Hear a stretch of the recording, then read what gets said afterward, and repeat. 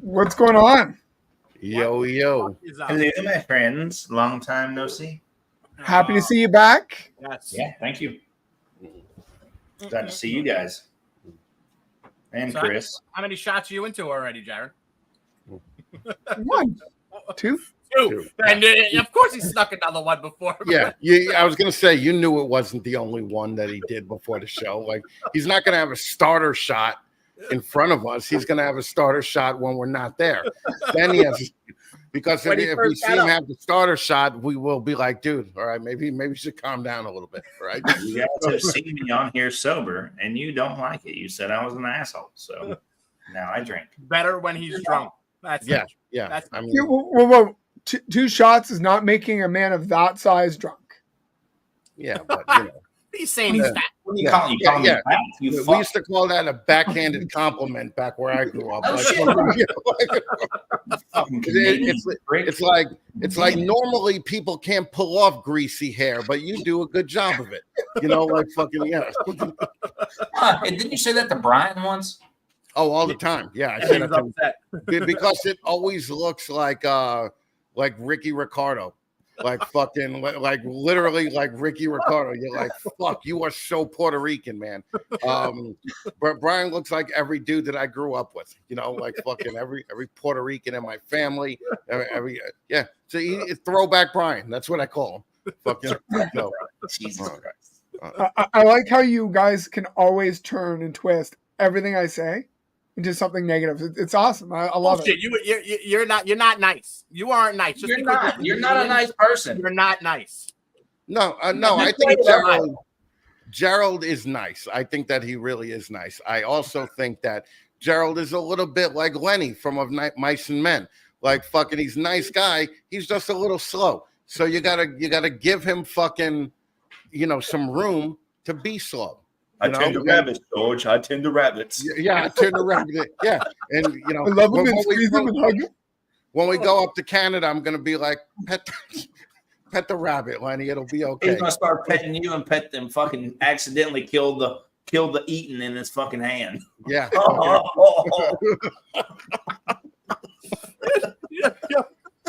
No, we're looking forward to fucking seeing Gerald. Though we're looking more forward to seeing Crystal.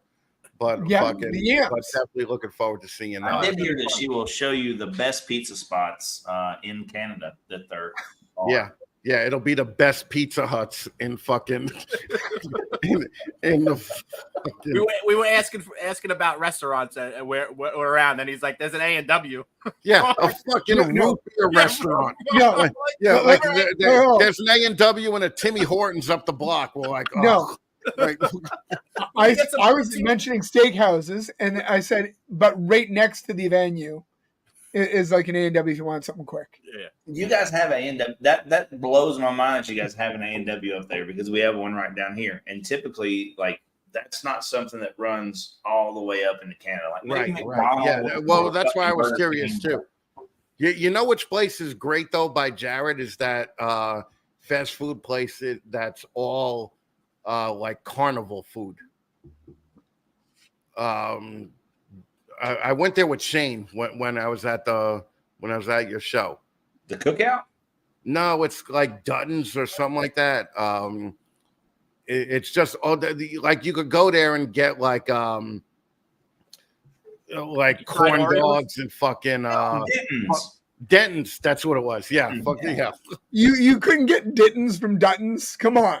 Well, so Denton's is not it's not like a chain restaurant. Like there's like 2 of them, and then the whole fucking state. That's all there is. But yeah, so I was thinking something a little more. They're the place that the original Orange Julius, right?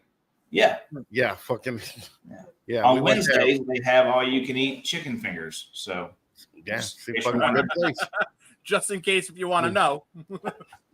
But I was surprised at the A&W being in fucking Canada too. They don't have In-N-Out up there, huh? No. I'm gonna go with no. I don't know of any. All right, Carl's Jr. Definitely not. Ugh, even Australia has no Hardee's, Carl's Jr. Nothing like that. No. What? Yeah, that's why he's healthy and we're three fat fucks just making fun of him. And that's also why we have guns and his got taken away. Yeah. Oh, yeah. Come to my house. I still have guns. Fuck. Not supposed to. I listened to your prime minister talk about it. Well, no, he's borderline Hitler. He thinks that he's going to get rid of him, and all it's going to do is get him out of office. So it's When good. is he gonna get? Hey, I just wanted to take a second to thank everybody that prayed or sent good vibes or whatever for my dad. Give a little update. He's doing great. Looks like he's going to keep both of his legs, bar any infections and stuff like that. So thank you guys. It's been a rough go watching him go through surgery and stuff. If you've never done that with a family member or a parent, it's scary. So just want to say thank you guys. I really do appreciate it. I appreciate all the love and support. I want to say that your dad could kiss my ass because fucking I lost a leg just by fucking doing fun stuff, and he fell off a boat, okay, and got fucking his legs almost chopped off, and he gets to keep his legs. And just because I did a little cocaine in the fucking early 2000s, fucking I lost mine. But Chris, I'm very happy with that. You are legitimately half the man that he is. Well, I'm 3/4 the man that he is. Yeah. So Well, we do know that you suffered a little more. No, I definitely know I'm gonna want to meet fucking Gerald's dad next time I go to Tennessee because I want to see that fucking Han Solo grimace that he gives me when I fucking roll up in a wheelchair and he's like, yeah, fucking yeah. I got a boat motor. Fucking, I went through a boat motor. You did cocaine in 2017 or. Wait, I didn't do cocaine in 2017. I did a lot of cocaine in 2006 through 10. Okay, so that's yeah. And your dad is just laughing at me right now. And he's walking. I mean, this man spent 20 minutes floating in the water with his legs smacking him in the fucking back. Yeah, in the filthy fucking Ohio River, like fucking. First of all, my first question to your dad was, why would you even be fishing there? Why do you want to fucking eat something that comes out of that fucking radiation-filled fucking water? You know, but maybe because he fell into the radiation water, when he heals, he'll have superpowers. Or he wasn't fishing to eat it. He was just fishing to catch and release and have a good time. Why would you do that, though? That's like jerking off without the payoff. Right? To get away from your wife like everybody else does. Yeah. Okay. Yeah. All right. Okay. I get that. All right. All right. We're at the root of a much bigger problem now. So, okay. All right. Also, we got some news this week. Chris has gotten a new job. Yes. So we're going to congratulate Chris from East Valley Exotics. He is dipping out because he's going to be working every Sunday from now on. So, congratulations to Chris. We're gonna miss him. We're gonna miss picking on that bald. What do you call him, Chris?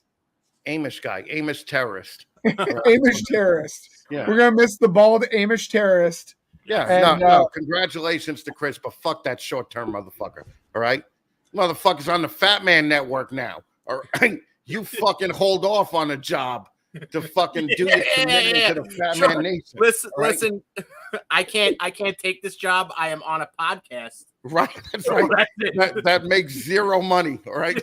I can't help my family with this pay raise. I just can't. It's too much. I literally sent him a text that said, "Do they not know who you are?" I'm like, "Do they not know?" Relax. He was on this show and they didn't know who he was. You guys didn't know who he was. All right. So. No, he may have good been, luck to Chris, man. He may have been the smartest person on this panel. Until tonight, we have Kori Martin on. With the most diverse collection on this panel. Yeah. Well, except for now, Kori Martin. Right. She's not on the panel. No, but she's going to be on the show. So now you're left with me as the smartest person with the most diverse collection. And you guys really fucked up. I don't even know what to fucking say to that. You're not on the panel. You're just fucking here because it's your. It's your. Let me tell you something. I own this panel. Okay, but you're not on the panel. Listen, Donald Trump, calm your ass down. All right. Fucking that was my best compliment of the week. Thank you, sir. Your hair looks nice. Thank you, sir. Let's do shout outs and have some kind of structure to the fucking show. Fucking Gerald, go. Well, Sky High Morphs, we got Brian and Holly. I don't know if you had a chance to check them out. Check them out. We have Ken from LMK. Hey, Ken. We have the Ophidiarium, Jake the Snake. He's awesome. Oh, fucking me. I take my Lenny comment back, Gerald. That was very well done. You pronounced the fucking name right. Okay. Fucking good. Good deal. M&K Exotics, we got Mike. As soon as Jake came up, I was like, oh no. Like, no. I know, I'm borderline retarded. We have Allison Wood, the better half of Jared. Hey, Allie. Let me tell you something. It's funny that you have Allison followed by Crystal because they both give me wood. Right? So we have Gecko Diva, Crystal, my wife, by the way. Right.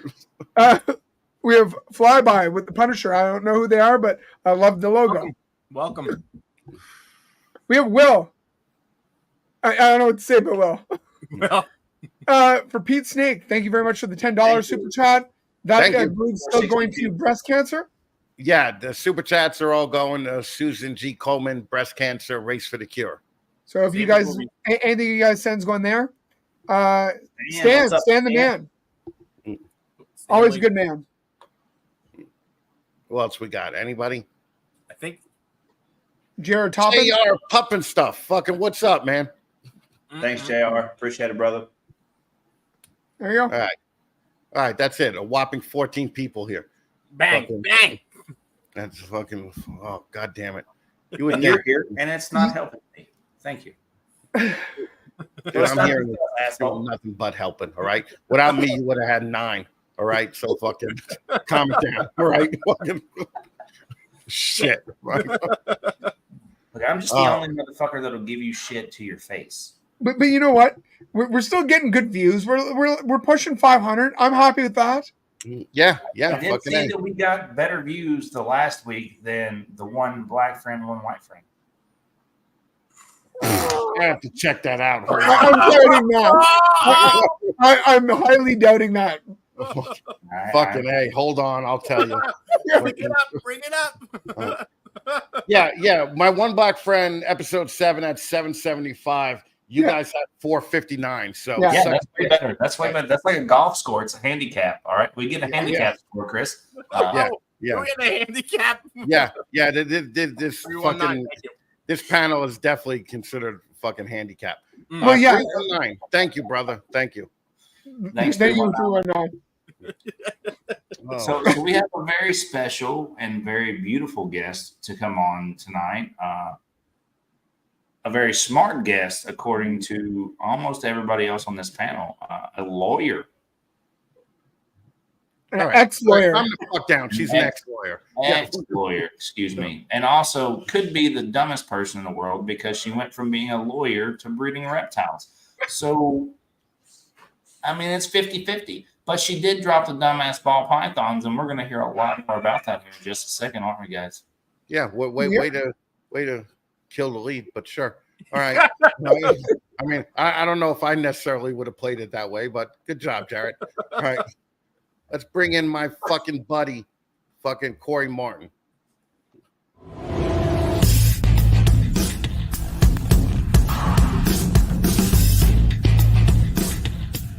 Ladies and gentlemen, boys and girls, children of all ages, Snakes and the Batman proudly brings to you its new breeder segment, 15 Minutes of Lame.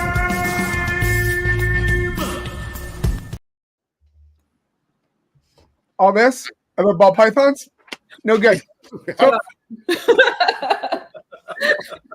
You know, if you give people the notes other than yourself, then I know not to say shit like that. And then here we are. Oh my gosh. Did you really have a bunch of notes about ball python stuff?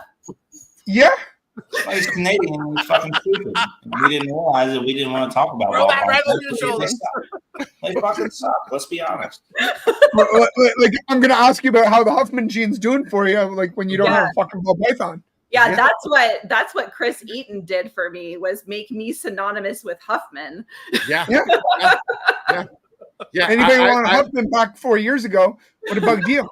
Whenever Kori did a show, I would literally get like 10 photos of the Huffman gene at Kori's fucking table, and we would just make fun of the Huffman gene the entire time.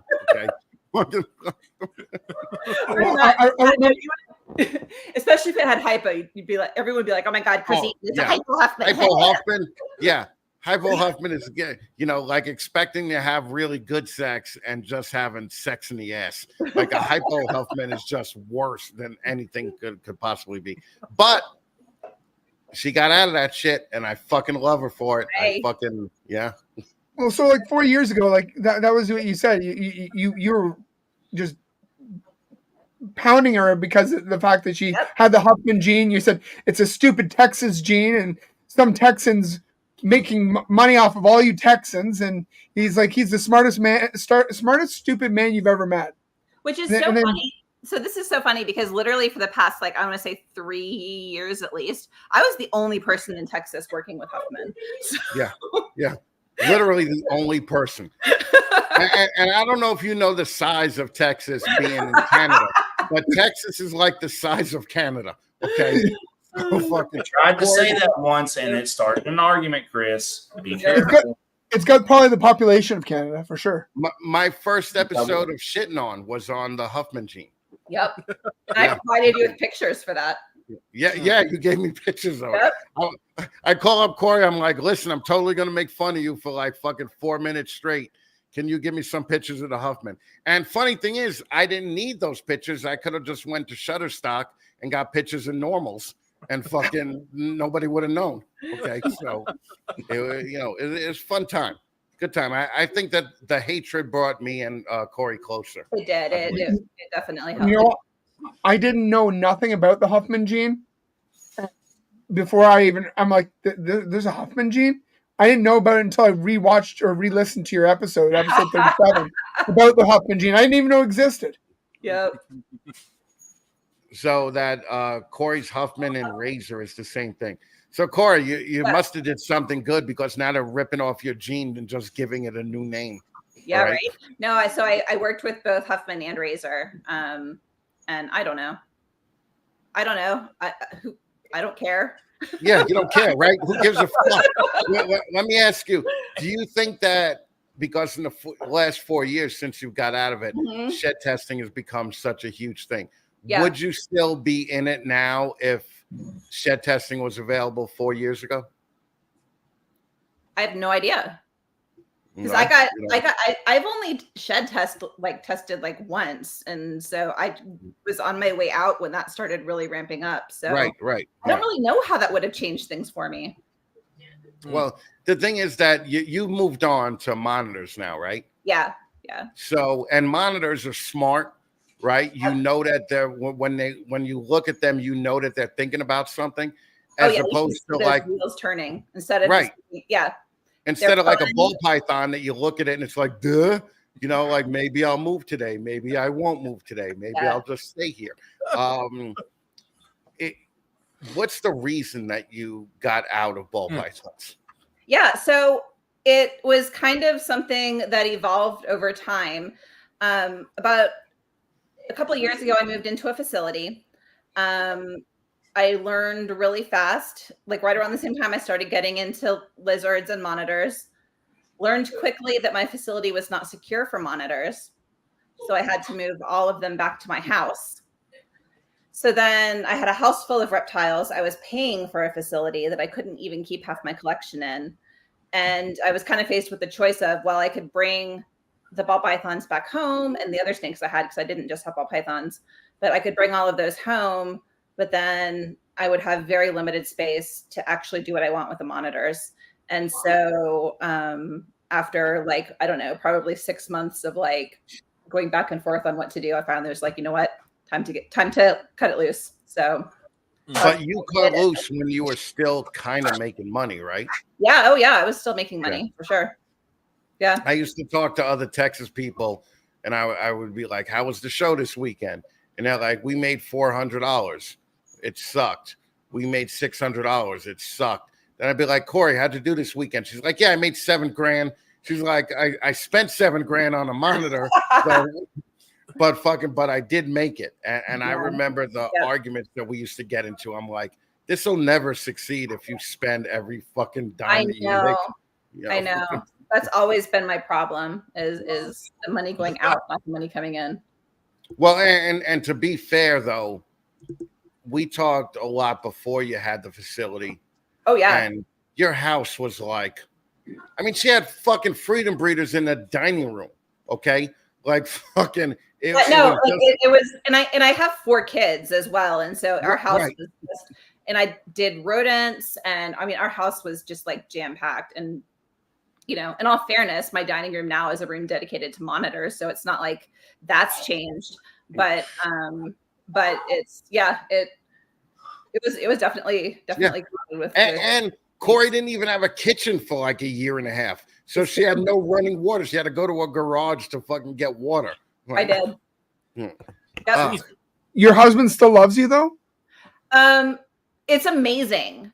Like, I don't know how, I don't know why, but somehow. Yeah. You know what you know why.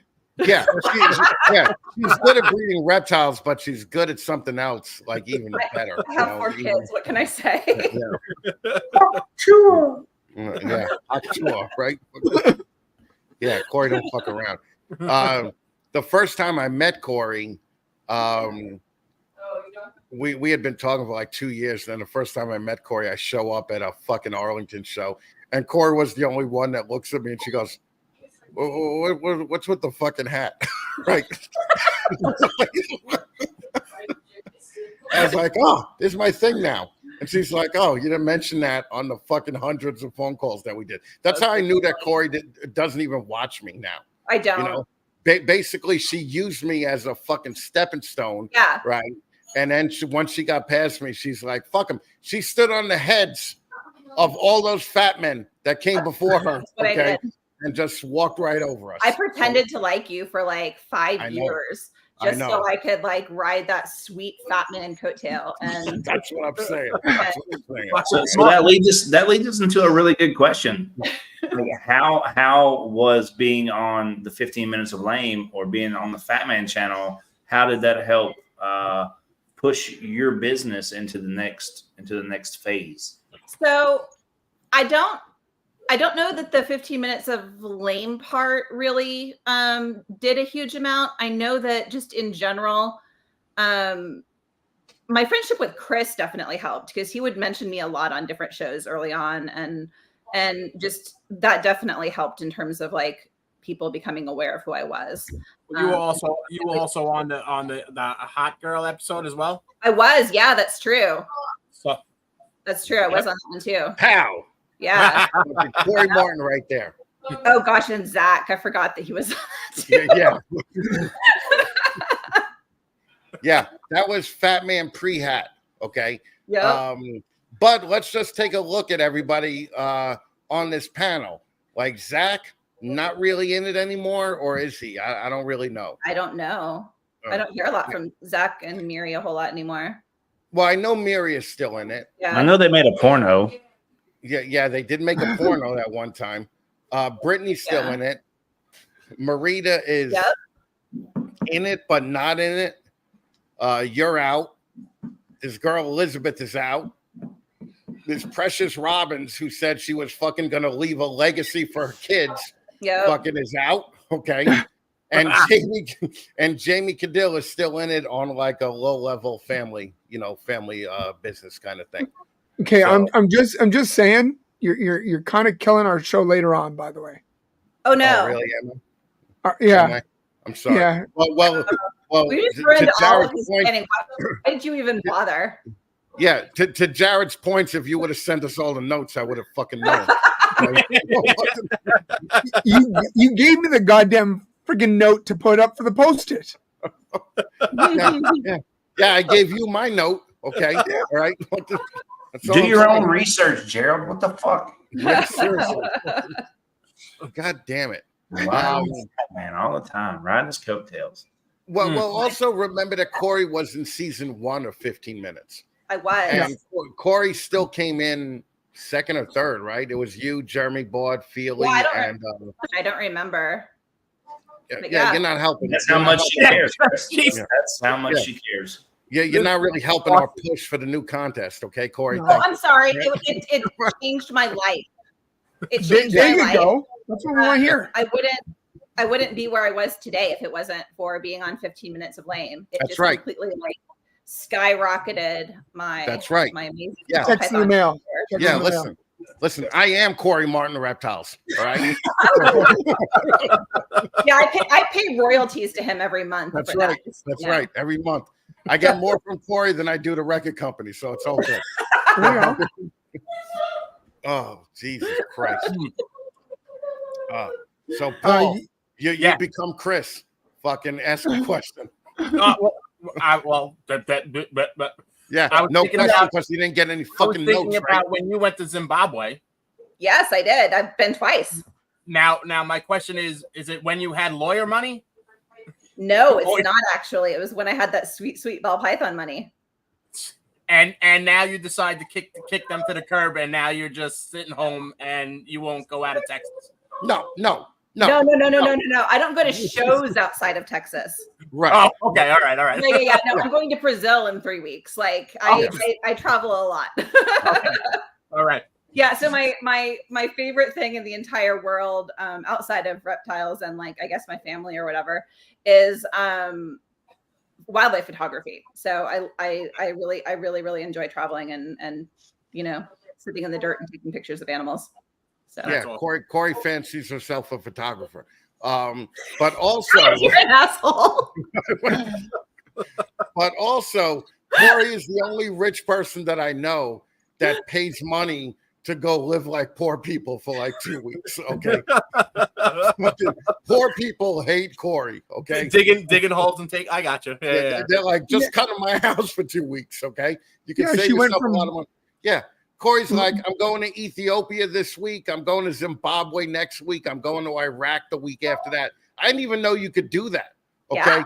And Kori's fucking going to Iraq to look at fucking geckos and take little pictures of them. So it's gonna be interesting. All right, so Kori, you must have really hated your job. You must have been a public defender or something that because to leave being a lawyer and saying, I'm going to throw all this money away, all this education away, and say, fuck it. I'm going to play with ball pythons. Wow. Yeah. So I was a mental health public defender. Oh, so my God. I represented clients in commitment proceedings. Oh. So my job was, my clients generally were in the hospital because a doctor wanted them to be in the hospital because they were in love. They didn't want to be in the hospital. It was my job to argue that they shouldn't have to be in the hospital. So I lost almost every case. And it was super fun. I spent COVID going to visit people in hospitals. And real quick, Kori, sorry to interrupt, but what the fuck is happening to Jared? Are you okay? I was sneezing and trying not to blow it all in the microphone. No seizure. You're all good. Yeah. No seizure. I don't think. Jesus Christ. Yeah. So it was a really different kind of practicing law. I did other stuff prior to that, but that was the job I was doing when I left practicing law. And it was a decision more that I needed to leave that job than it was, I want to be a full-time reptile breeder. So you're leaving regardless. You could have been going to work at Walmart, but you were leaving. But I did not go find another law job. So yeah. Yeah. Paul works in a corrections facility, so I'm sure he's familiar with the kind of fucking mental health proceedings. Yeah. Yeah. It's not fun. No. I remember when you told me that you were going back to being a lawyer, and we're like, oh, that's fucking cool, right? Kori's like, I'm really enjoying it. And like 4 months later, we get a call and like, Kori's like, I got the shit kicked out of me today. I think I'm going to quit. Like actually got the shit kicked out of you? Yeah, I was visiting a client in a hospital, and hospital techs weren't paying a whole lot of attention to the other people in the room, and someone just walked up behind me and like hit me. So that was really fun. They And close. I had several times where like I had very close calls. So Yeah. Wow. Yeah, it was really intense. If you spent any real time with Kori, you would understand it a little more. But it's still fucked up. It's still fucked up that they were successful. Okay, but Kori cracked the code. All right, Kori had the 4 kids and makes the husband pay for everything now, and fucking he just makes it happen. All right, I'm just here living my best life. Yeah, she's just living her best life. Fucking. You joked about that in the episode. You said so she's the one woman that was actually buying her own animals, but now she's got him buying all her own animals. Well, I think Kori's always made money at this, but I will say this: I would suck off fucking Kori's husband like a motherfucker if I could have her life. Okay, fucking Kori's just like fucking yeah. I'm going to Paris this weekend. All right, I heard they make good bread there, Chris. Have you ever been? And I'm like, no, I've never been to Paris. Just to get bread. I'm sorry, Kori. There's only 2 men that I've heard you've ever say that to, and so that's pretty impressive. And they're both they're both good-looking chicks that breed reptiles. So yeah, Chad is a fucking he's a good-looking dude. Yeah, fucking he's pretty great. He's pretty great. But I've been making money at Reptiles for a while now, and so my reptile business funds. But also, you're making money. I think everybody has to know it's not doing ball pythons. It's doing real fucking reptiles. That at a level that's probably higher than most people do it. Yeah. So I made money at ball pythons when people were still making money at ball pythons. Hognose always did much better for me than ball pythons. I also worked with carpet pythons. I definitely didn't have the same kind of volume, but I had no problems ever moving those. I generally didn't have huge problems with the ball pythons. But again, like I got out around the start of the year. And so I got out kind of when we were just hitting the real big slump. So definitely didn't time that part well in terms of like buying in when things were really expensive and getting out when they were not. But I did transition over the past year and a half into a bunch of different lizards, mainly tree monitors. I don't know what you guys know about tree monitors, but from a price stamp, yeah. So they're not a pet for everyone. They take up a whole lot of space.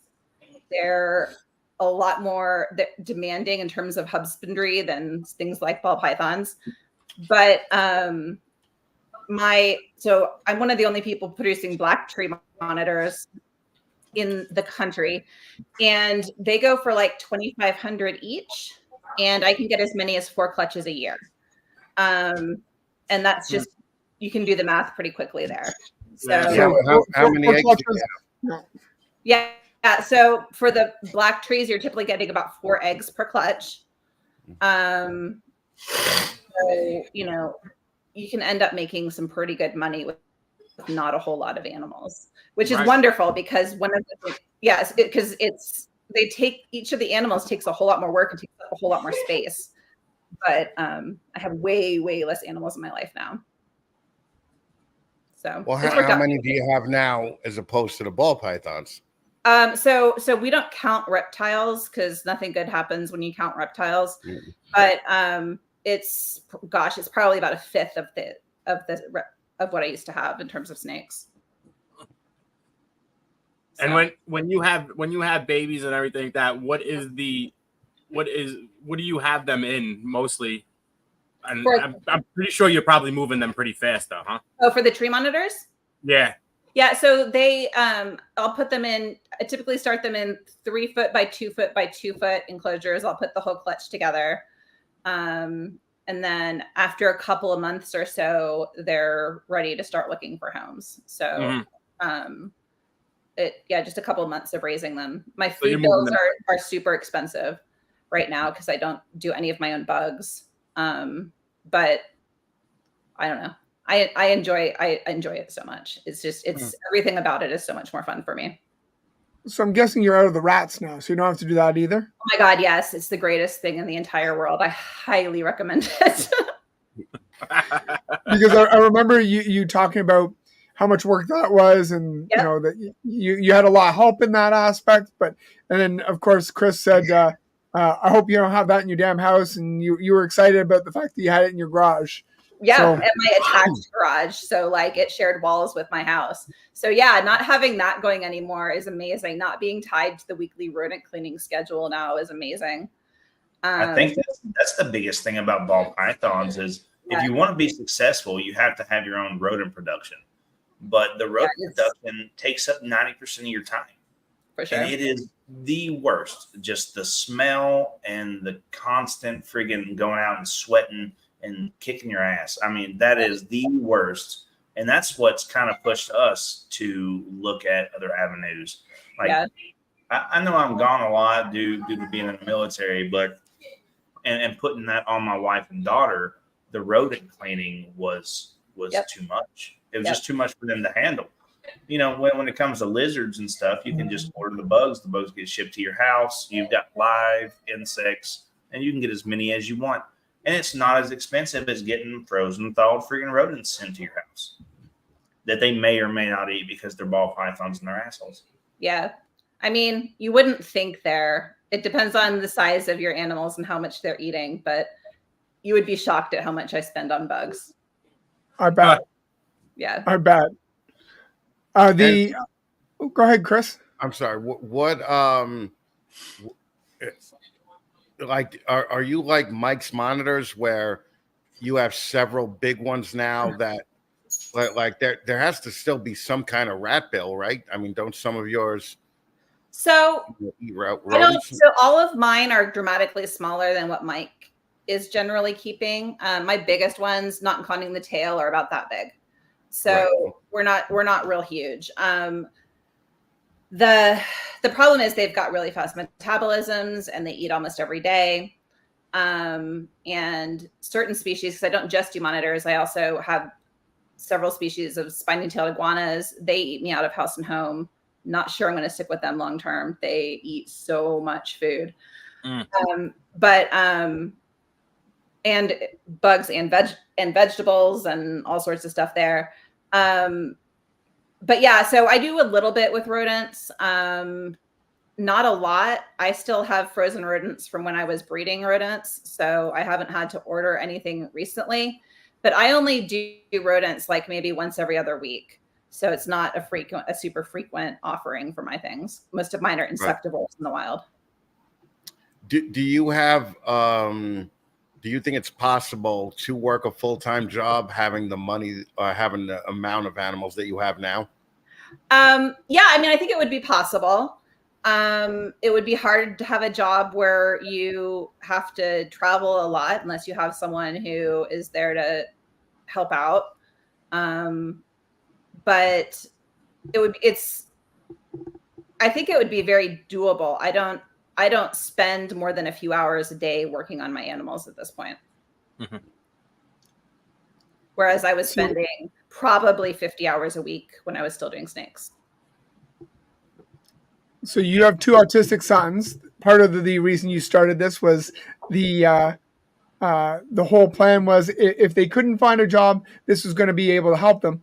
Are they still into animals? Oh no. So now I also have an autistic daughter, and my daughter helps a little bit. The boys are not even remotely interested. There is no amount of money I could pay my oldest to do anything with any of this. And my younger son refills humidifier water, and that's about the extent of what I've been able to coax from him. So it's that plan is not so much a viable plan. That's funny. Because I know that was a big one. You were saying that you're hoping that you could set this up in the off chance that they couldn't find a job that they enjoyed or whatever, that mom would set them up. And it's kind of funny because our kids are the ones that usually get us into the hobby, and then they lose interest because we have an autistic son as well. So I get how that is. Yeah, they're excited and then they're bored. Yep. I sold the snake that got my son into the hobby, and I don't think he ever noticed. Until now. He's like, what? I know. He's like, wait a minute, you don't have snakes anymore. Wait, does that mean?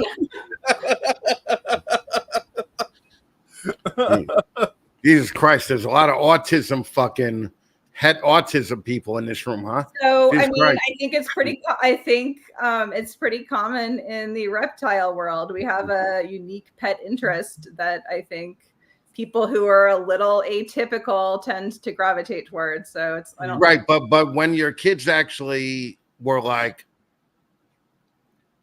when they were like, yeah, mom, we don't want to do this anymore. Were you just like, you just smacked the shit out of them at that point? Like fucking I'm 100K plus in. You can't get out. I know. Yeah, my oldest, it was always wishful thinking. He was never that into it.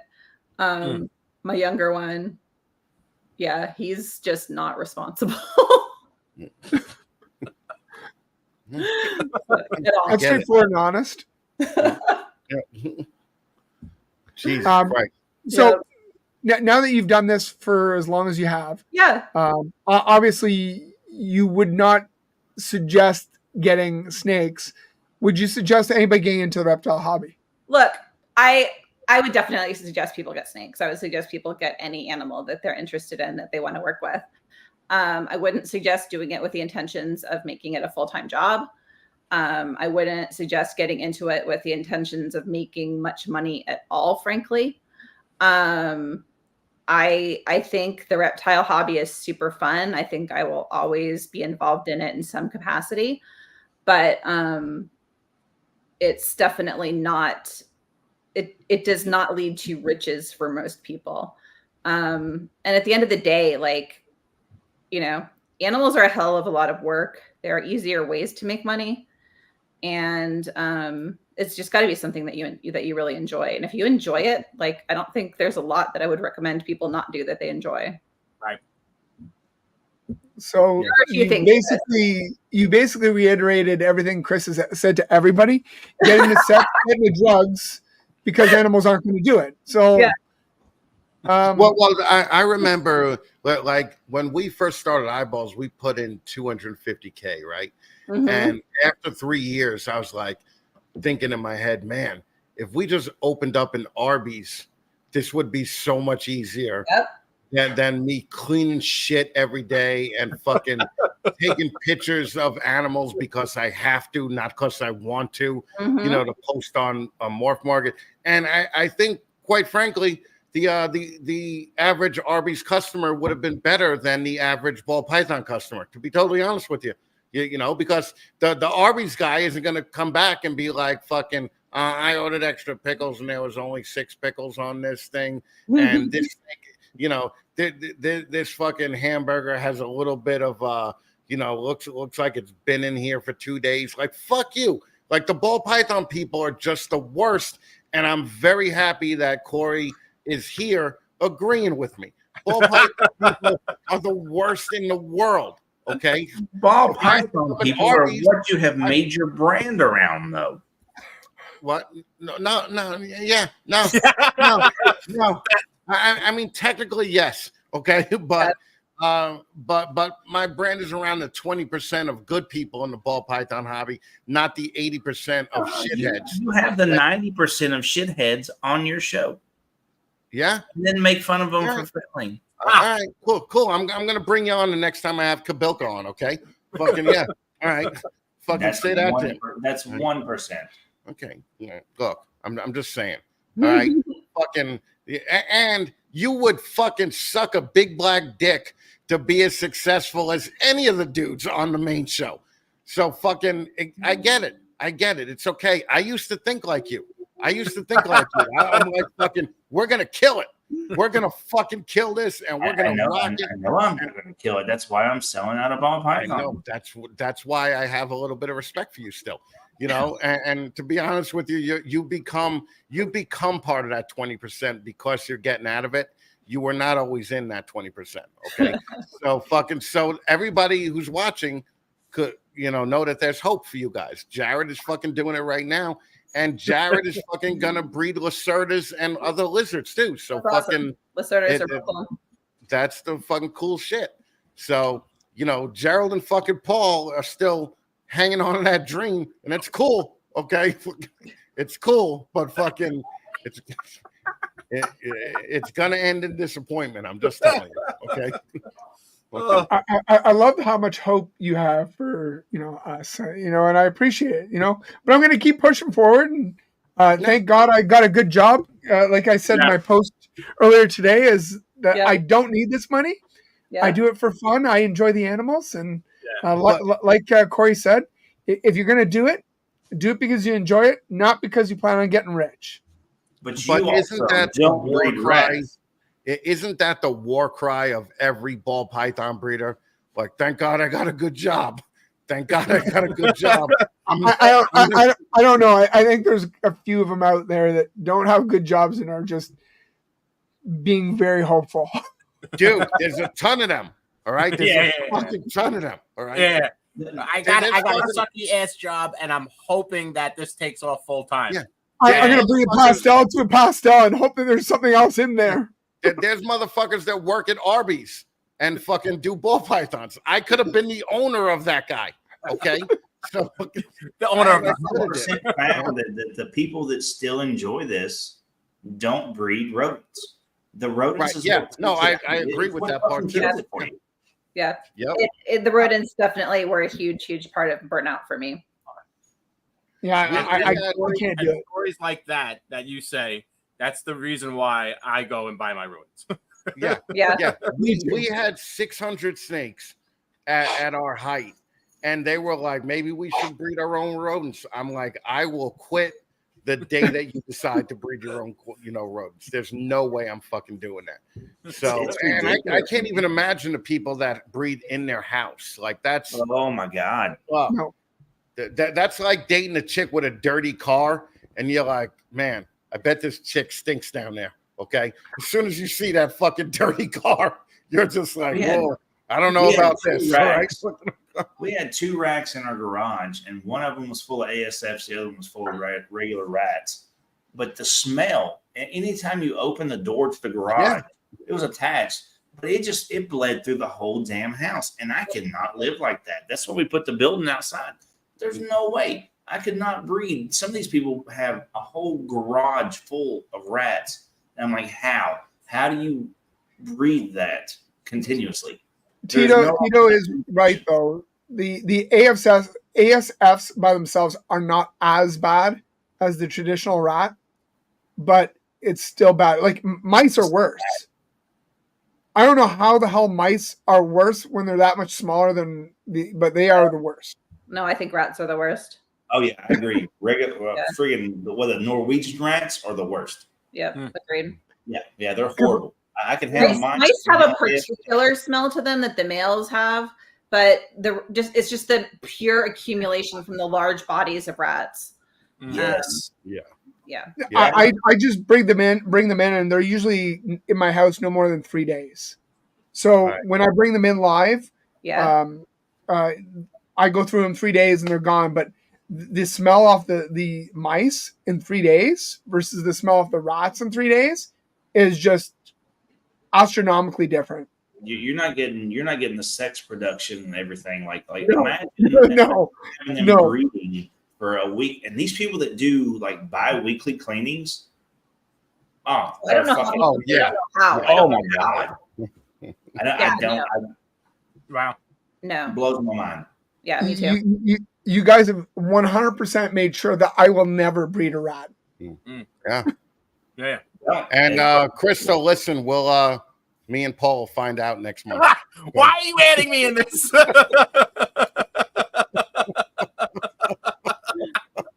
And Crystal's not wrong. Her car is a goddamn train wreck.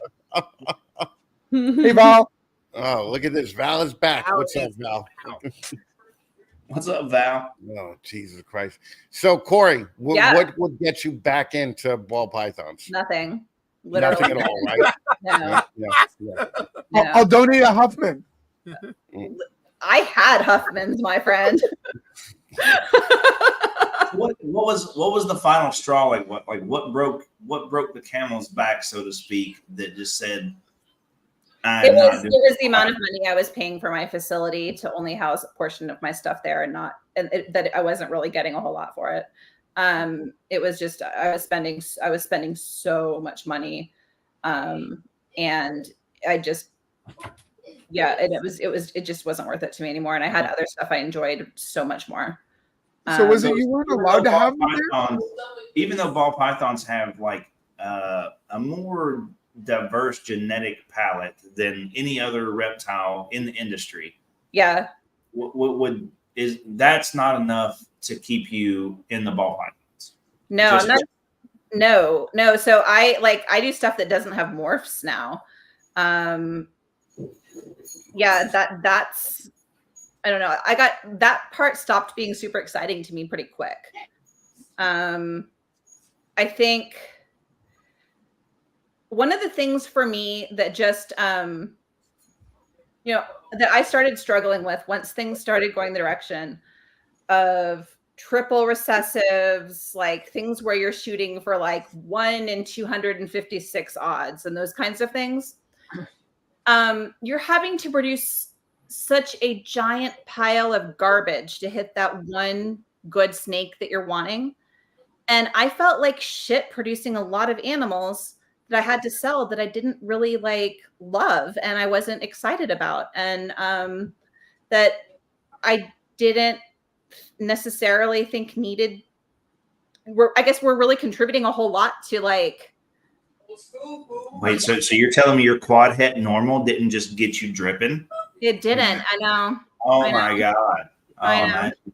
So I bet that was the first time you've been asked that today, whether something got you dripping.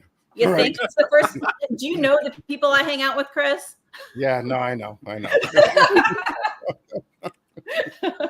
Yeah, we're the same way. That's kind of it's went a direction that is not sustainable for the beginner breeder. Right. In my opinion, I don't think that it's sustainable. Well, not even is it not sustainable. It's not really attainable, right? Like fucking. It's not. It's just not like, even if you buy these animals that are quad hets and shit like that and put them to other quad hets, the chances of you still getting something are, I'd rather go up the block to the casino and blow $5,000, than to do that. So. And by the time you get it, that fucking animal that was $2,000 or $4,000 is now fucking $50 because everybody's already hit it. Yeah. Well, I don't know. There's somebody in the new 15 Minutes Lame that's gonna make a 6 hat. So that's a 1 in 1,056 chance. Yeah. So I think that one there is gonna be an animal to buy. Stars, guys. You got to shoot for the stars. Yeah. But if you see these guys' collections, they're obviously fucking their way to the middle, right? Because nobody is fucking, spending the money. Very few people are spending the money to do the Justin level things now, right? But it's also nice to see that the ball python hobby went from I'm gonna be the next new Justin to, if I make $60,000 this year, in addition to my job. It's pretty good. I'm happy with that, which most people wouldn't have been happy about that 5 years ago. And people don't understand, if you make $60,000 a year at your job, then you make an extra $50,000 a year with ball pythons, that throws you into an entirely different income bracket. Okay. And that's life-changing. Yep. So that's what got it. The one person that I've seen do it to be able to be successful in the last, since I started, that just came in and just really took over was Miguel. Miguel, yeah. Miguel did, but he had the money to invest. But he had $1 million. Yes, exactly. So if you don't have $1 million to go buy double or triple visual everything's now, what are you doing? Because wait. He dropped a lot of money, but he did it very smartly, and he's got the personality to do it. So just having money does not make you money. Right. Like Miguel had successful other businesses. Yes. Right? So anything Miguel would have did is going to be a success. So dropping money doesn't mean shit, because let's say Miguel dropped $1 million. That fucking 16-year-old jerk in Texas dropped $1 million, and he was out of it in fucking 3 years. So, you know, it's not the amount of money you put into it. You know, and combination. Corey, you never did like and the charisma to do it. Right. And you have to have an Instagram page, and you have to have a YouTube channel, and you have to have all this other shit that when we started wasn't even around. And Kori never really did like a YouTube channel or you know, a giant Instagram, right? Yeah. You just were doing your shit. Yeah. By word of mouth. Yeah. I mean, I have an Instagram, I post to it, but I don't like do lives or like, I don't know. I just post pictures sometimes. But Kori, you have a personality that shows that you care about and you love animals. Yeah. And I think that people feed off that. So when they're looking for those specific animals, they're like, hey, if I go to Kori, I'm getting a good quality animal, somebody who's actually going to help me out and make sure that I do the best for this animal. And that's where you're going in, and you're not selling $50 animals. Well, I was going to say it's a whole nother class of animal that Kori's selling, though. Yeah. You're selling a centerpiece of a household, as opposed to something that somebody can throw in their closet. Right. And so, you know, I'm also with the kind of animals I'm selling, I'm also qualifying customers because I'm not selling animals that, you know, just some random person should be getting. I want to make sure I know what someone's keeping history has been like.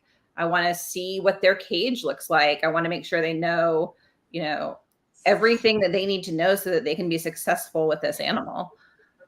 Because it's not something you can just throw into a drawer and toss a mouse a week and be good. You know what I mean? Well, that's something Mike Stefani does, right? Like Mike Stefani, like we gave away a monitor, a Mertens monitor, and before Mike even shipped it out, Mike was like, I need to see pictures of your cage. Mike even walked the girl through you know, how to set it up. And made sure it was to Mike's specs before he even sent the animal out to her. And I noticed that a lot of monitor people do that. Yeah, I mean, the good ones too, for sure. Yeah. You know, I want people to be successful with their animals, and you know, I'll tell people, no, you need to move a log here, and it needs to be this distance from the heat source, and you know, all that kind of stuff. We get into really, really specific detail, and it really, really matters to their success. So it's just a totally different kind of thing. And so, yeah, it's a whole lot more niche. I'm not producing anywhere near the quantity of animals that I was previously. Well, and also it's the old adage, like the person that spends $4,000 is a lot less of a pain in the ass from the person that spends $80 or $200. For sure. You know, because they're the worst. You know, well, this was great. So, anybody that wants a collection in Canada, hit me up. That's the same. But what she does is the same thing I do with my Lacerdas. Because Lacerdas is not something that you can sell to just anybody like a ball python is. It's you have to know how to get your husbandry right, what to feed them. You have to have done your research. And whoa! Let's bring that up again. Shut up for a minute, Jared. Emily's blowing me kisses. I don't even know Emily. Fucking yeah, baby. Fucking, nice. Fucking the crippled motherfucker. She blew us kisses too. All right. What's that? She blew us kisses too. She said, "No, she didn't. No, she didn't." She said, "Panel and chat." All right, let's bring that back up again. It's Chris. I see the place. Yeah. Yeah. Jared, Chris is getting kisses. Damn it. Jared doesn't know about emoji placement, man. All right. So I don't. that's what it's all about. All right. Thank you, Emily. All right. Happy Sunday to you too. Stay tuned for my one black friend and my one white friend at 9:00 tonight. Right? So, got to do it. SR Exotics. Maybe we'll have them on in 15 minutes. I was gonna say, sounds like you need to bring Emily on. Yep. Hot chick episode. We got a few things he could throw them on. Well, you know what's fucked up too? I still got to do the hot spread. I still got to do the hot guy episode. Yeah, you were talking about that for a long time. Yeah, I know. And you know what's fucked up? Mike Stefani got voted the hottest dude, right? Yeah, I know. And but by far, okay, by far. And but Gerald would be on it too. Gerald used to be a stripper, so fucking everybody wants to see that body, right? I didn't bring it up this time, Gerald. I didn't bring it up. Yep. Even Sean voted Mike, right? So. And all I was on late to the mic. I was just shooting text, and then Courtney threw me right under the bus and said to Patrick, "By the way, Gerald was a stripper." And then like his mind was blown, and he's like, "Why didn't I know about this?" Yeah, and dude, like, I got the best picture of Gerald on a shirtless on a horse like Putin or the fucking or the Old Spice guy. Yeah. It's so fucking funny, man. Yeah. See, that's the type of picture you should have to throw up on this every once in a while, just to make people laugh and cry. If that doesn't make you cry, like it's an onion picture for sure. Dude, it's fucking funny. Gerald does reels of him jogging. And I'm like, I get winded wheeling to the parking lot here. Like fucking, and Gerald's posting pictures of him jogging I get dizzy. through like a cornfield like that. There, you know, there's crop circles up there, and he's gonna get abducted one day. But fucking Gerald, does, as long as you do it live on camera and mention the Fat Man Nation on your way up, fucking good luck to you, buddy. That'll go viral. That would be awesome. Yeah. The lamest chat would get more than 12 views. That's right. Fucking A. Right. But it doesn't matter because Emily is here. So fucking who cares, right? If you like this podcast, as long as Emily keeps showing up. Hit the like button. If you like Kori Martin, hit the like button. Yeah. Like, share, subscribe, all that fun stuff. Yeah. All of it. Yeah. Did you guys see the size of my zucchini squash? I did. Yes. All right. That's amazing. You were pretty excited. It's amazing considering like everybody in the world hates zucchini. So, but it is the emoji for the dick, right? So fucking, yeah. Fucking, what are you gonna do? Kori. Yeah. Right. We're gonna bring it back to you now. Okay. All right. We're gonna stop all this dick and fart joke talk and bring it back to actual shit. So by now, how long were you with the ball pythons? 5 years. 5 years, right? Yeah. Would you say that you've made as much money from the monitors in 2 years than you made with the ball pythons? Absolutely not. No, right? No, not even close. No. I've only been producing monitors for like 6 months. So, yeah, not even close. But at $2,500 a pop, do you have wait list for your animals? I don't, just because I don't want to deal with the hassle of a wait list, because usually by the time you get around to calling people on the wait list, their car broke down or whatever. Right. Yeah. So I don't, so far I haven't actually posted anything for sale. People have just kind of hit me up and I've sold things.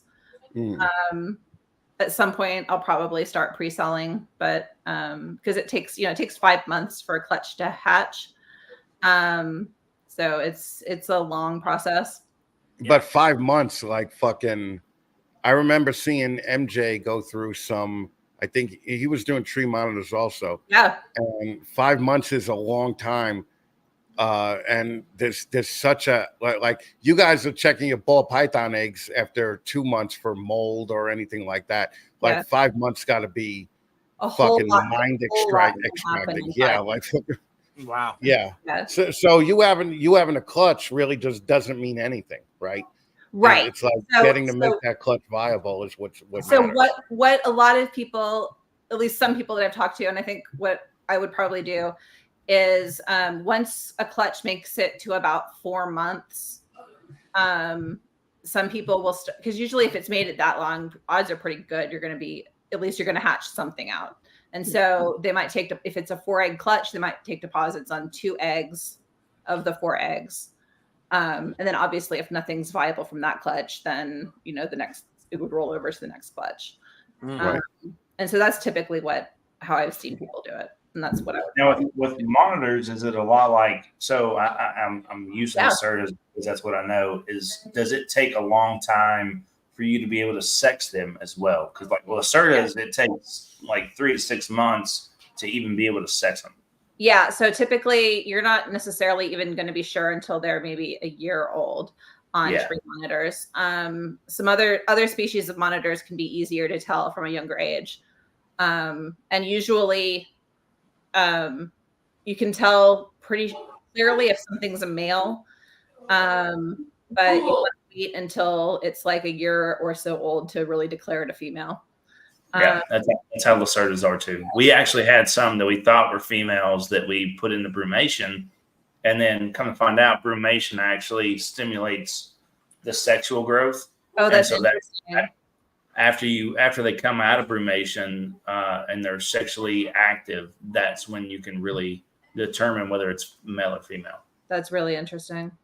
Yeah. So usually, hatchlings are sold unsexed.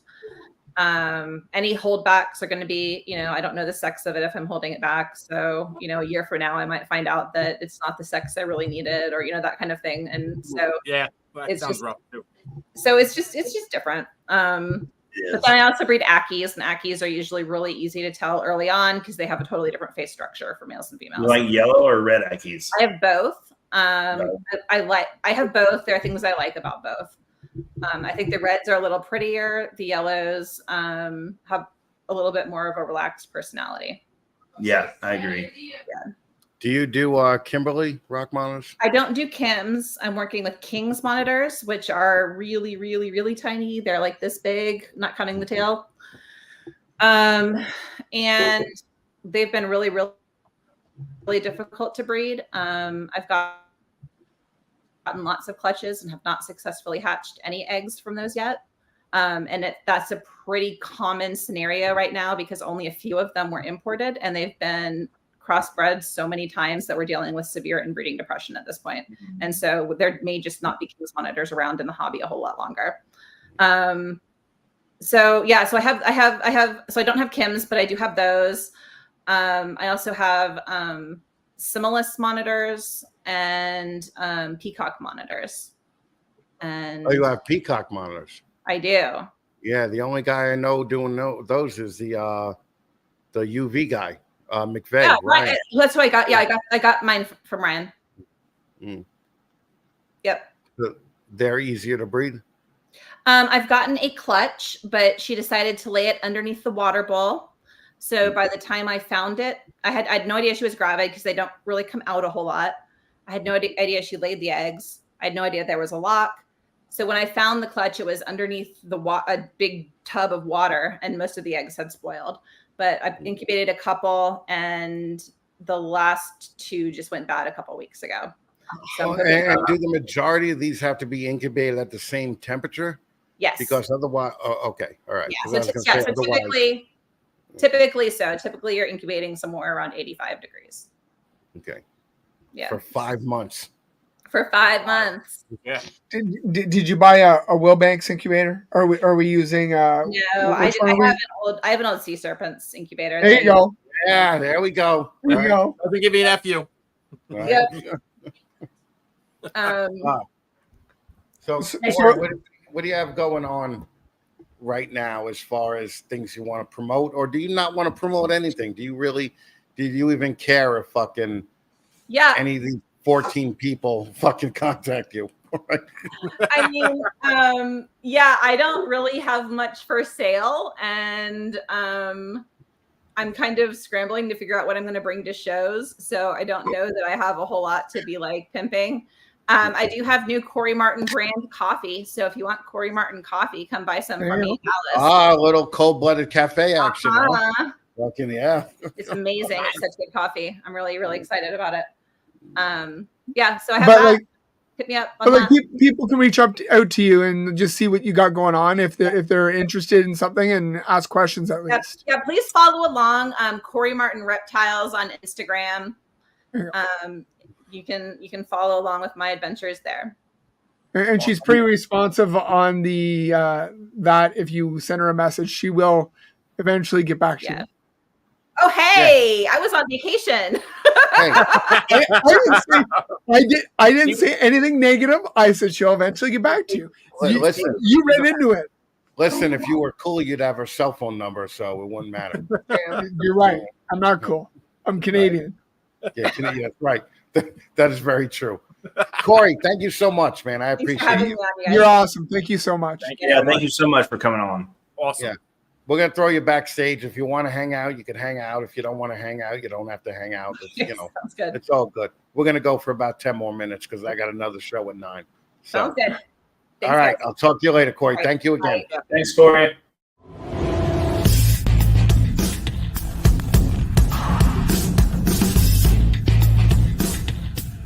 Ladies and gentlemen, boys and girls, children of all ages, Snakes in the Batman proudly brings to you its new breeder segment, 15 Minutes of Lame!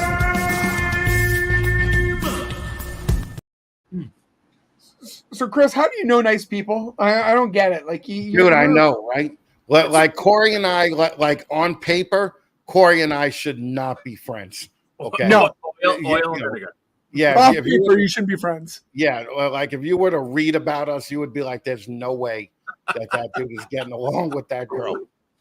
But yeah, no, we hit it off, and we've been friends for years now too. It's like whenever I need Kori to fill in or do anything, Kori always comes through. That's right. She's but really a lot of the Texas people are like that. Like Heidi Dunlap is also like that.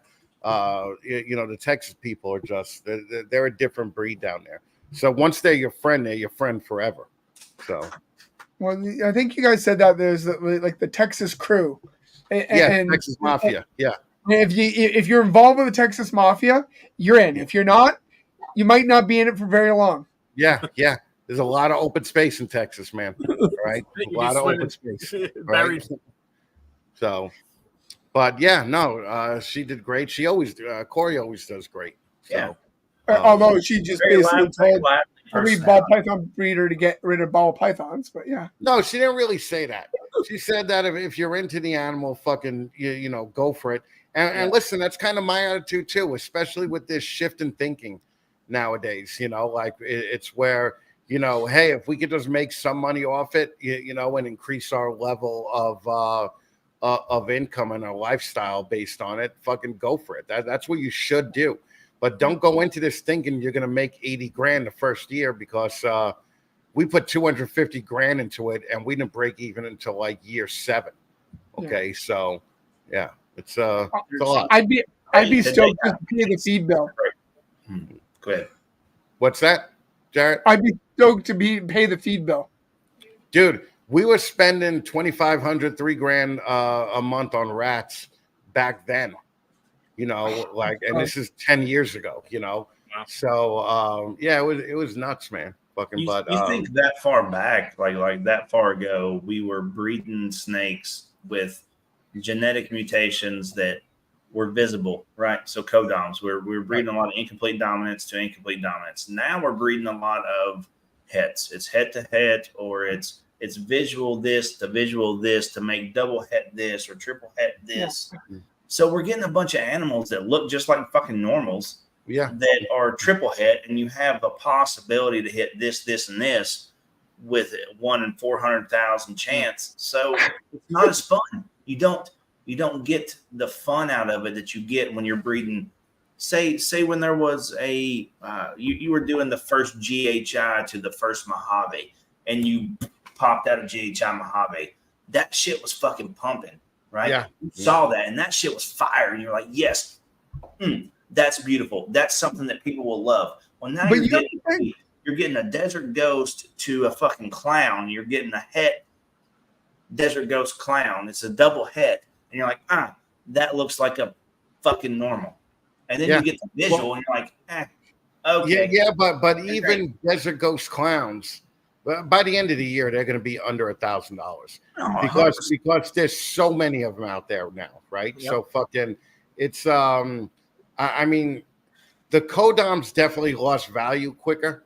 You know, there's no doubt about that. Like anybody who paid $20,000 for a banana, fucking knows that. But the person that paid $20,000 for the banana made at least $200,000 from that banana.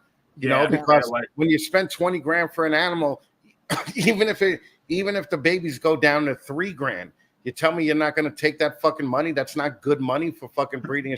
That's better return than a stock market, trade. But everybody that does the quad hets, we were joking about the casino. That's essentially what it is. But they're adding codoms in it, so it's not usually a normal codom. It's usually like we'll go cinnamon pinstripe with 4 hets, and then they're pulling that lever and hoping that all 4 hets will hit to another 4 het, and they get one out of that clutch that might have the cinnamon, the pinstripe, and the 4. And yes, it's a fucking. They're going to hold back and not make any money off of. Right. They're going to save that one and then wait 3 years, and then they're going to breed it. And then guess what? By the time they breed it, that animal's worth $50. Not only that, I agree with Jared wholeheartedly here. First of all, anybody still working with cinnamon should be shot and pissed off. That's what I was gonna say. He picked cinnamon and pinstripe. I'm like, sorry, I picked something that wasn't normal.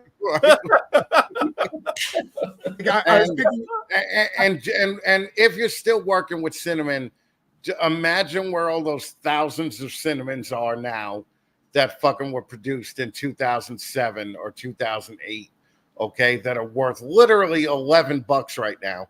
Okay, just imagine how many of those had to get killed and fucking die to make your cinnamon pinstripe clown, Gerald. Okay, and the other thing is fucking shed testing.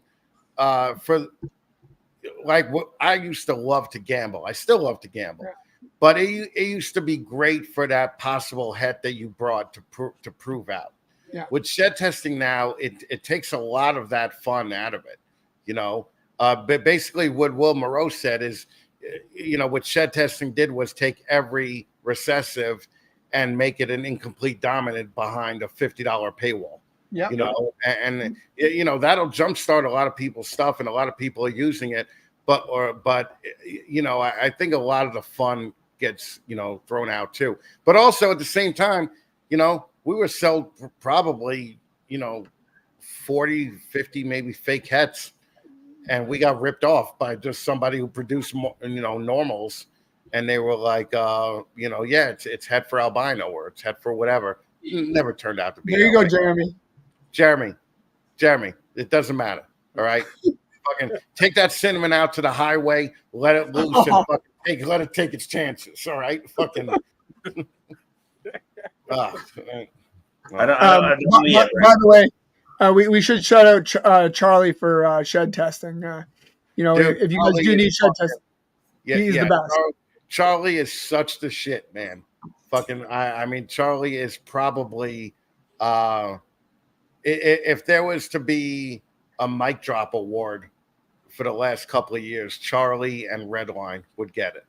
Oh, so that's good company to be in, Yeah. So if you guys want a good discount of 0% for the Lamest Chat, put in the Lamest 4 on Charlie's website, and we'll get 0% when you do shed testing with Charlie.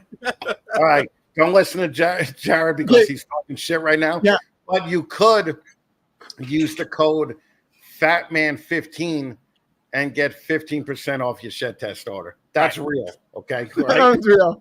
Right. Sean, since we're getting a little off topic, can you go to the lamest fact?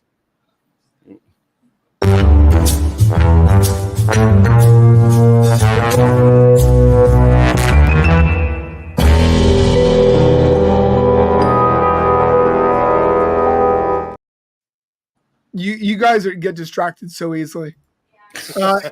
In the history of the show, only 5 contestants out of the biz are completely out. Got completely out. That's why I was giving you guys shit, because you guys were talking about all the hot chicks, and I know it's separate from the actual competition, but you were talking about that one's out, that one's out, that one's out. Yeah. Stop talking about them. I mean, really, the whole thing is, I think it's a testament to my ability to pick winners, right? Because there's been over 65 people in the fucking competition, and fucking only 5 of them are out. Well, shit. Dude, I'm sorry. I didn't realize. I forgot that Gerald is out, or Jared is out. So fucking, I'm sorry. I'm not out. I'm not out. God damn it! I'm just not doing as much. Well, no, because you're still doing Lacerdas, so you're not really out. And leopard geckos and gargoyle geckos. Wait. He still has ball pythons. Yeah, I know. I just had another clutch. I was like, we pulled a bin open the other day, and I was like, oh shit, there's eggs in there. I was like, dude, isn't that the worst? That's the fucking worst, right? Well, like, I remember after Eyeballs closed, I took fucking 2 banana clowns home, right?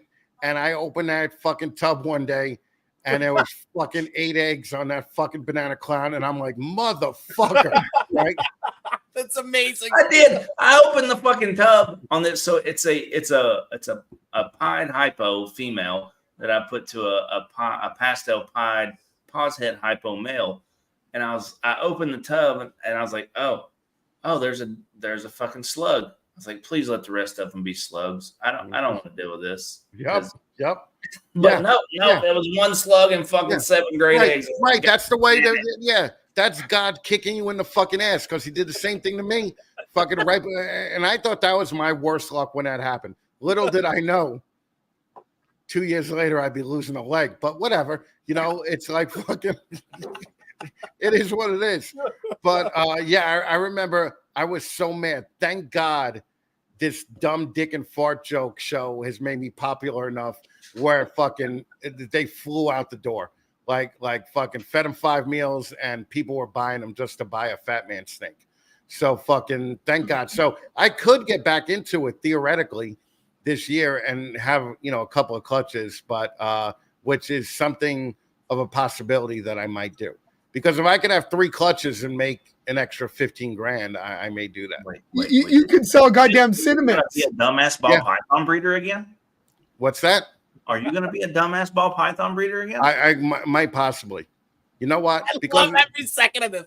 This is even better. Because this guy's been fucking shitting on us for the whole fucking time, and now he's like, dude, I'm going to buy 4 more. I'm going to make 15 extra grand. I don't know. Fuck it. Dude, I'm shitting on you and your fucking 90,000 racks back there, okay? Where I'm going to have 1 rack about this high, okay? Fucking that could fit in my closet, okay? And just fucking make $10,000 clutches. Yeah, but I may do that. Yeah. Hey, I saw you're selling your Focus Cube habitats. What's up with that? Yeah, I just figured, they're not a sponsor anymore. So if they're not supporting me, I'm not supporting them. Fuck them. No, I'm kidding about that. All right, I'm kidding. Fucking, I just Paul knows how my house is laid out, right? So fucking, but behind the computer there was a whole nother room there that I want to use for filming different things. And the Focus Cube habitats, 3 of them were fucking empty, man. So fucking, I was just like, fuck it, I'm getting rid of them. And we just got rid of them. I actually sold all 3 today. It was, right on Marketplace, believe it or not, right? So fucking, one guy came in, fucking handed me some money, fucking took all the cages out to his truck, left. I was happy. And, and now I have so much more room in there. So I didn't even have to lift a finger. Yeah, not at all. Because I'm like, dude, I'm going to be less than useful to you because I'm in a wheelchair. So you have to do everything. And he's like, yeah, I got it. No problem. Came by, fucking took all. He actually wasn't even going to buy all 3. He was just going to buy the 2 2x2s. And then he was like, we started talking about our hatred of certain reptile podcasts. And fucking, he goes, how much of a deal will you give me if I buy that last one? And I was like, yeah, I'll give it to you for 600 or whatever. He goes, I got 580 on me. I go, sold. I go, give me that fucking 580. And he took all 3 out. And now I have a whole nother room to set up to do some films. So you didn't tell him he had to watch the Lamest Chat first? No, of course I did. I told him about everything. Yeah. He basically subscribed right while he was on because he was a green tree guy, and he a green tree and a boa guy. So he subscribed. He was like, "What do you do here?" And I'm like, "Yeah, I got a reptile podcast." And he's like, "Yeah, so what are you keeping?" And I'm like, "Yeah, that skink over there." And he's like, "Oh, all right." He thought I was full of shit. And we just started talking, and he stayed for about an hour and fucking took all the shit out, handed me a bunch of money, and fucking left. So, but I do want to let like Lacerdas and everything else. I want to get a different style of cage for them. Once I start doing those, and I want to do Uromastics. I'm going to be hitting up Jeremy for an ornate Uromastic soon. So yeah, it's going to be fun. So. I just, I have room in the house, but not for giant fucking, 10 feet of focus cube cages. And I don't know if you noticed, but they're bulky as fuck, man. Yeah, So it's like they're only like 3x2x2s, but they're rigid, So there's no like fucking give to any of it. And this guy came, cut himself up when he was fucking moving it. And just knocked it out. So that was cool because I really used to think that Marketplace was just like handing out your address to the open internet because I always fucking think about that Nate Bargatze joke where he's like, my wife sold like a broken chair on Marketplace for $5. He goes, so this guy came to the house. The best that could have happened was we get $5. He goes, the worst that could have happened is our entire family gets murdered. Okay. So I'm like, yeah, that's about right. Yeah, you're not running away either. No, exactly. This dude was in shape too. He would have caught me. So fucking, yeah. And then, could have. But Focus Cube does a really good setup if you've got the money to do a good. Justin did an amazing setup in his facility that's all done by them, and they like. Everything's set up differently, and it looks amazing. Dude, even MJ's Focus Cube setup is fucking gorgeous, right? Yeah. Do we shout MJ out? Do we? I'll shout the guy. No, man, what the man's done is great. I mean, displays are awesome. Exactly, and fucking. There's, I'm gonna put out respect. What someone deserves respect, right? Like fucking, his cages look amazing. And he even had custom perches made, and they look great in the Focus. Aren't they like fiberglass or something? Like he went all out on those. He got them out. He got them from a guy that just builds the perches. Yeah. So fucking, it's they're really fucking nice. And if I get green trees in the future, I'm gonna shout out that guy too because fucking they're done well. What's up, Charlie? Fucking, we were just talking about you. After we shut him out, he comes in, and it was like, Beetlejuice. Charlie, if you get a fucking dumbass Lamest code on the on orders from your site, just ignore it, okay? Just ignore it. They went off script with that. It's the Lamest 4 for 0% discount. It's great. Yeah. Jesus Christ. All right, guys. That was awesome. I want to thank everybody for coming on out and listening to the Dick and Fart Joke podcast. Like this fat man always says. So thank you very much. And Kori was like, fuck it, I'm gone. She waited and she was like, fuck it. I was gonna say, we told her 10 minutes. and I want to thank Kori for putting up with us. Like it's a testament to her true patience that she put up with us for as long as she did. Kori is fucking amazing. One of my nice people in the hobby and one of my best friends. So fucking definitely. I got a skink. All right. Fucking. All right. We're gonna head out because I got a show in half an hour. Yep. So we'll talk to you guys later. Sean, if you could just throw the dumb outro reel going at a